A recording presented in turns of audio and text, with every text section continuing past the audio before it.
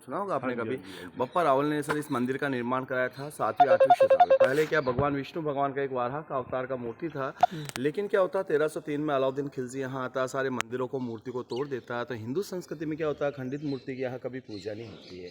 तो इस 14वीं शताब्दी के अंदर महाराणा कुंभा आते हैं। कुंभा क्या करते हैं, मंदिर का रिन्यू कराते हैं, जीर्णोद्धार कराते हैं, खंडित मूर्ति की हटा के यहाँ पर एक राधा कृष्ण बलदेव की मूर्ति स्थापना करते हैं। आप पूरे भारत में घूम जो राधा का मंदिर मिल जाएगा, कृष्ण मिल जाएगा, राधा कृष्ण मिल जाएगा, लेकिन राधा कृष्ण बलदेव की मूर्ति आपको कहीं देखने को नहीं मिलेगी जो यहाँ आपको देखने को मिलेगी। कभी अगर आप उदयपुर सिटी में अगर गए होंगे कभी आप, तो उदयपुर में एक जगदीश मंदिर बना हुआ है। सेम ये इसका गेट वाला भाग और ये वाला भाग सेम आपको जगदीश मंदिर स्टाइल में देखने को मिलेगा, लेकिन वहाँ आपको गरुड़ की प्रतिमा है, वहाँ पीतल की मिलेगी, यहाँ काले पत्थर की मिलेगी। विष्णु भगवान का वाहन है गरुड़, उनकी प्रतिमा।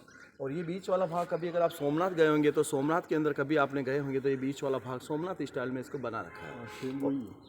और पीछे कभी अगर उड़ीसा जगन्नाथपुरी की अगर साइड में गए तो उड़िया स्टाइल में बना रखा है, उस उड़ीसा स्टाइल में बना रखा है, उसको उड़ीसा के अंदर जगन्नाथपुरी स्टाइल में इसको बना रखा है।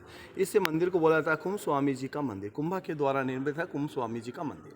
अच्छा, अब इधर देखिए मंदिर देख रहे हैं, मीरा का मंदिर। मीरा के लिए कहा जाता है, मीरा क्या मेड़ता के अंदर नागौर के अंदर पुरखी गांव की रहने वाली थी। मीरा की शादी यहाँ राणा सांगा के एक ज्येष्ठ पुत्र होता भोजराज होता उनके साथ होती है, लेकिन शादी के क्या बाद 3 महीने बाद ही मीरा के पति की डेथ हो जाती है। मीरा का अधिकांश समय साधु संतों के साथ उठना बैठना भगवान कृष्ण की भक्ति में लीन रहता था।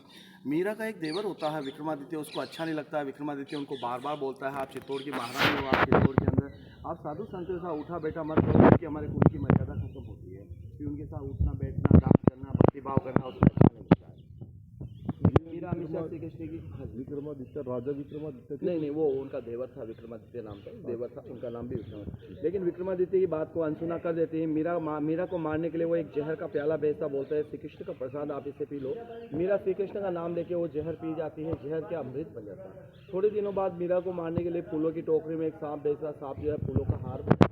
मीरा यहाँ से काफ़ी दुखी होकर परेशान होकर, कभी आपने गुजरात में द्वारिका का नाम सुना होगा, द्वारिका के अंदर श्री कृष्ण की बहुत बड़ी मूर्ति है जिसको रणछोड़ मंदिर के नाम से भी जाना जाता है। मीरा उस मूर्ति के सामने हाथ जोड़ के बोलती है कि प्रभु दुनिया बहुत पापी है, मैं जीना नहीं चाहती हूँ, आप मुझे अपनी शरण में बुला लो। मीरा का क्या इतना सा कहना होता है, मीरा उस मूर्ति के क्या 2 पार्ट हो जाते हैं, मीरा उस मूर्ति में समा जाती है। आज भी एक छोटा सा साड़ी का पहलू देखने को मिलता है जिसमें चंदन का तुलसी का महक आता है, क्योंकि चित्तौड़गढ़ के अंदर चंदन का तुलसी का साड़ी यहाँ बहुत फेमस है।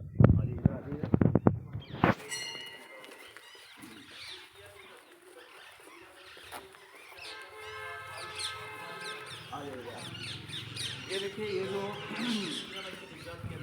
ये मीरा के गुरु थे संत रविदास जी का, अगर आपने कहीं नाम सुना होगा, रविदास जी पहले मीरा के अपने गुरु की सेवा करती थी, उसके बाद में श्री कृष्ण की भक्ति में लीन रहती थी। ऊपर की साइड में एक छोटा सा एक आर्टिकल बना रखा है जिसमें एक शेर बना रखा, 5 धड़ बना रखे। आप जिस एंगल से देखो ये एंगल एकदम परफेक्ट नजर आएगा। ठीक है, आप जूते खोल के यहाँ दर्शन कर लो, यहाँ दर्शन कर लो, फिर यहाँ दर्शन कर लो, फिर आगे दर्शन कर लो, ठीक है, फिर आपको